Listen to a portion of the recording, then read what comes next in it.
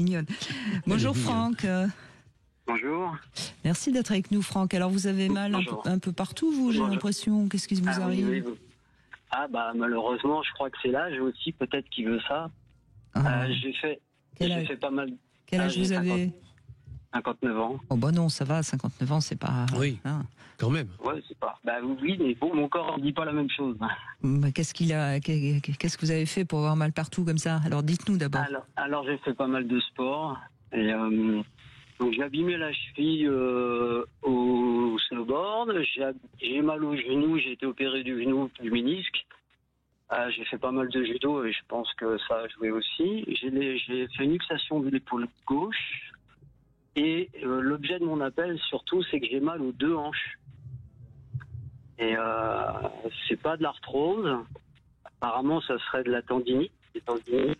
Et ça fait plus d'1 an que j'ai ça. J'ai eu des spécialistes, mais je fais du kiné, je fais du PRP, je fais de l'injection de PRP, je fais de l'injection de corticoïdes. Mais ça traite. Et ça n'a rien fait. Il n'y a pas eu pas de résultat. C'est-à-dire ça traite le symptôme, ça traite pas la cause, hein, et donc voilà, quand les douleurs sont importantes, ça peut se comprendre. Alors déjà sur le plan biomécanique, je vais donner l'impression de prêcher pour ma paroisse, mais là au moins je suis sûr que le travail sera fait selon certaines caractéristiques et critères. Allez consulter un praticien qui a été formé dans mon institut pour vous faire une technique que j'évoquais déjà tout à l'heure, qui est une technique d'ouverture de hanche.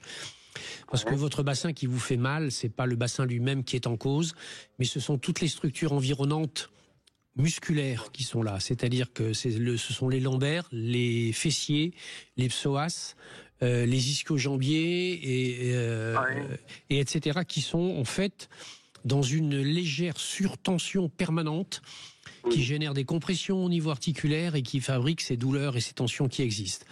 Et là, il y a besoin de faire un travail qui soit un travail spécifique d'étirement selon certains circuits, selon certains trajets particuliers, d'aller stimuler certains points d'acupuncture. Ça, c'est sur le plan de la réponse biomécanique. Oui.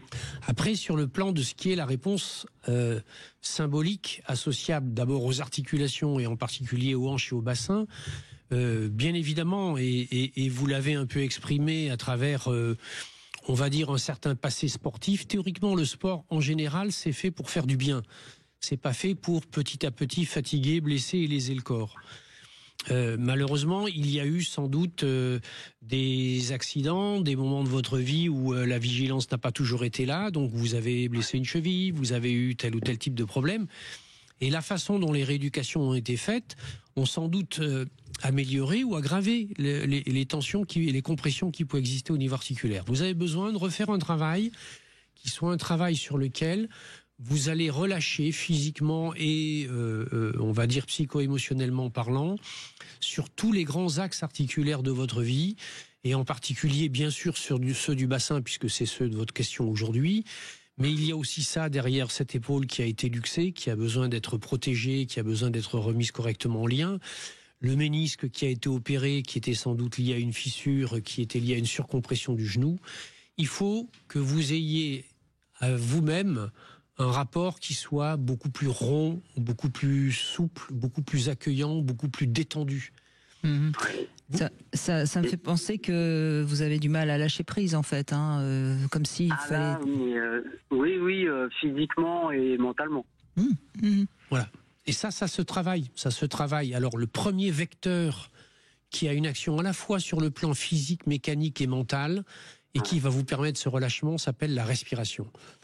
Il faut réapprendre à respirer, il faut réapprendre à concentrer votre souffle, il faut réapprendre à, lorsque vous inspirez, conduire votre conscience dans votre ventre, que vous sentez gonflé. Il faut apprendre à faire des respirations qui soient des respirations pleines et non forcées. C'est-à-dire que nous sommes la plupart du temps trop souvent en respiration claviculaire, c'est-à-dire dans la sphère haute des poumons. Et ça oxygène mal le corps, donc ça ne facilite pas l'élimination des toxines et ça intoxine les capsules articulaires. Il y a donc un vrai travail pour vous de rééduquer à la même façon que vous avez appris à éduquer votre corps pour faire certaines pratiques physiques et sportives, à rééduquer votre corps et votre conscience aux faits respiratoires. Chaque fois qu'on se met en stress, on se met en apnée. Chaque fois qu'on se met en apnée, on se charge en toxines. Et donc, il faut que vous appreniez à relâcher, à réévacuer tout ça. Par contre, sur le plan de la mécanique, il y a des réponses, bien évidemment. Et pour terminer et revenir sur la question du sens avec le bassin et les deux hanches, ce sont les deux appuis fondamentaux que nous avons au monde. Ce sont les deux grandes symboliques du Père et de la Mère. C'est le Soleil et c'est la Lune. C'est ces grands points majeurs et fondamentaux qui construisent la stabilité et l'équilibre dans la vie d'un individu.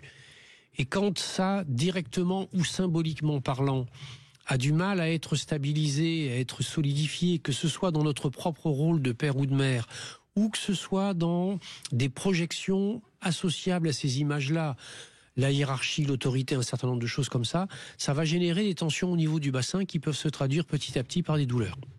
Et puis, comme par hasard, quand on vieillit, on peut justement avoir un petit peu la sensation qu'il y a quelque chose qui nous échappe, qui ne nous soutient plus. Et peut-être que c'est aussi, parce que vous l'avez dit, 59 ans, vous êtes loin d'être vieux, Franck.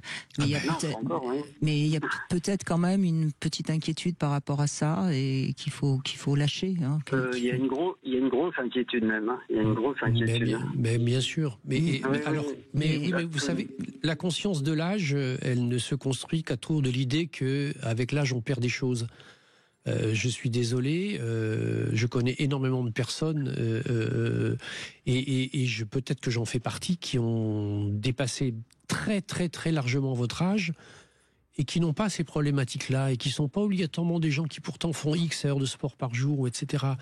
Mais qui, parce qu'ils sont dans un rapport à eux-mêmes et à la vie, dans l'acceptation de ce qui est, et de la capacité à faire ce qui est à disposition dans le moment où l'on est, eh bien ça génère une espèce d'accueil et de détente à la vie qui met de la rondeur, de la souplesse, finalement une espèce de respect et d'amour intérieur à ce que la vie exprime à travers nous.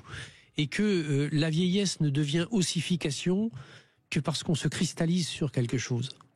Oui, je pense qu'il faut vraiment que vous appreniez à être ami avec votre corps qui peut vous emmener encore très très loin, à condition évidemment de l'aimer, de le respecter et de comprendre que le corps c'est pas une machine robot qui nous emmène. Vous voyez, je pense que je l'ai un peu trop brutalisé étant jeune.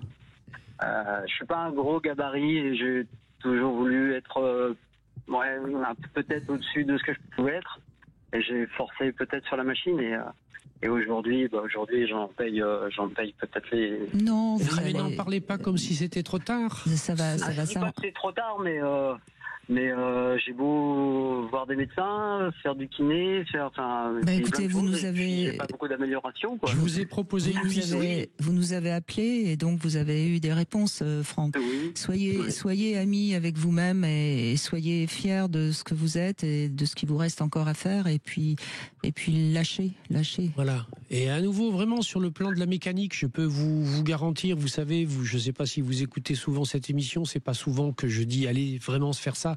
Ouais. Je donne des conseils, je dis allez voir un ostéologue. Là, je vous dis, il y a des protocoles qui sont vraiment très précis et particulièrement pertinents. Et puis la personne que vous allez rencontrer qui fait du shiatsu, que vous allez trouver sur le site de Michel Odoul, il va vous aider aussi à mieux respirer, à prendre plus, à être plus dans votre corps en fait. Et à ce moment-là, vous rentrerez dans un cercle vertueux parce que le matin, quand vous allez vous lever, que vous allez constater que la douleur elle est moins grande, moins présente, ou etc. Là, vous allez commencer à vous dire mais si, peut-être que c'est possible et que je peux retrouver la mobilité complète. La seule partie de votre corps sur laquelle vous aurez du mal à reconstituer véritablement quelque chose, c'est la luxation de l'épaule. Une épaule luxée, c'est extrêmement difficile de la récupérer. Donc là, il faut effectivement toujours être très prudent. Par contre, sur le reste, là, je peux vous garantir qu'il n'y a aucune raison qu'il n'y ait pas de récupération. Surtout pour un gamin comme vous. Vous avez encore 40 ans à emmener votre corps, alors soyez prudent avec lui. J'ai une petite question à vous poser parce que tout à l'heure j'entendais avec l'intervenant précédent d'alimentation. Moi j'ai changé mon alimentation il y a plusieurs mois, voire quelques années. Je mange beaucoup moins de viande et beaucoup moins de sucre. Oui. Et j'ai l'impression que ça a changé quand même un peu mon physique et mais ça là-dessus, il y a des grands classiques, il y a vraiment des grands classiques, les sucres rapides, effectivement, les produits laitiers et les viandes Ce sont des choses qui sont des choses, si vous n'avez pas des émonctoires qui fonctionnent bien, qui vont très vite saturer le corps. Ce sont des molécules qui sont des molécules délétères véritablement. Et qu'on retrouve dans énormément de manifestations et pathologies. Donc oui, une meilleure gestion de son alimentation. Mais vous savez, quand on cherche beaucoup les sucres dans l'alimentation, c'est que sans doute on a besoin de douceur. Exactement.